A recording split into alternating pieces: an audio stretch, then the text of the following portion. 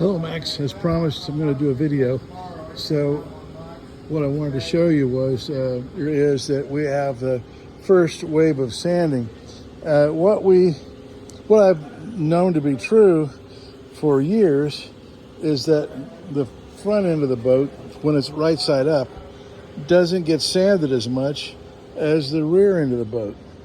The reason being, it's so hard to hold your sander up when this is in the other position. And so we decided to use that to our advantage before we turned the boat over. We decided we'd do our sanding on the sides while the boat's upside down. That might save some time and some effort. So we don't know about time yet, but we do know it's a lot less effort to do a good quality job. The second thing, and of course we got all this is stripped. We stripped this with a laser, and that took less time than usual. And doesn't have the mess and the smell and so forth of the chemical stripper. And at the close of our first, we go around with an orbital sander because we're removing a lot of stock. And what we're doing is making sure that after we've made sure that all of our screws are tight, we're making sure that the transition from one plank to the other is very smooth. And so we do that with an orbital. And we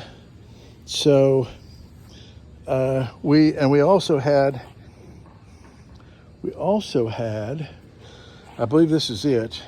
Yeah, this had been probably up against a bow stop on your old trailer. Your new trailer, the bow stop's much wider and it won't do this. That's the reason we build these bow stops. We have a little bit of a deep gouge right here. And since that's in a line of bungs, we plan on just bunging that. And then of course we still have two more sandings. We have another one to get the orbital sanding scratches out. And that's with 40 grit. And then we have two hand sandings with 80 grit. So we think this will come all the way out where this had been bashed into a bow stop on a boat trailer. We have an area right here that is damaged probably from a dock. We're gouged again right here, and we're gouged again right here.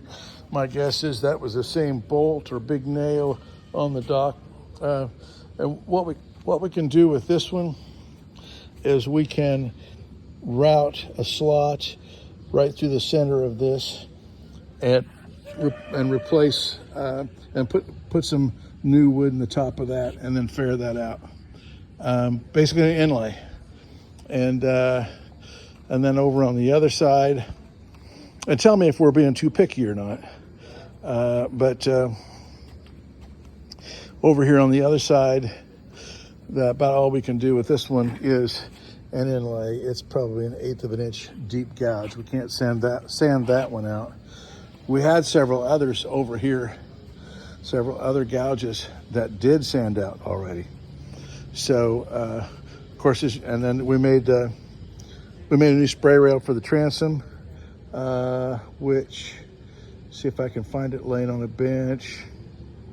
And then the spray rail right here, we take those off so that and we varnish them separately and then put them back on so that it's easier to get a nice smooth finish on the varnish. We weren't happy, so we're not charging you for this. We weren't happy with our first plank that we put on your transom. So we fixed that, and we're fixing that free of charge. It's been about a 2-day project so far, because we had to cut out your old plank that was glued on.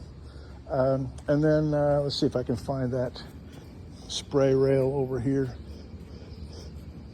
Hey Dredd, that spray rail that you made for the back, is it laying over here somewhere? Ah, good. Yeah, so thank you, sir. So that's the spray rail that goes on the back of the boat. You notice it's cut to the contour of the back of the boat. So that's the activity. that's been going on your boat. And so, oh yeah, also we had to, there was rot in the shelf board. These are notorious. This is the shelf board right here. And these are notorious to rot out.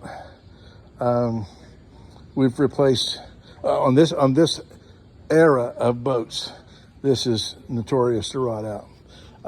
But we caught this one early, and so it won't be rotting out anytime soon. We replaced the first 3 foot of it or so, and then this side ended up being okay, but we've got rot in the stem that we've got to fix. And we had some rotted area up here. What we've done, that's all gone now, and we've epoxied some white oak, or no, some mahogany over the top of the stem up here, and because someone had sanded it very narrow right in that area, and so we couldn't do the sanding that we needed to do.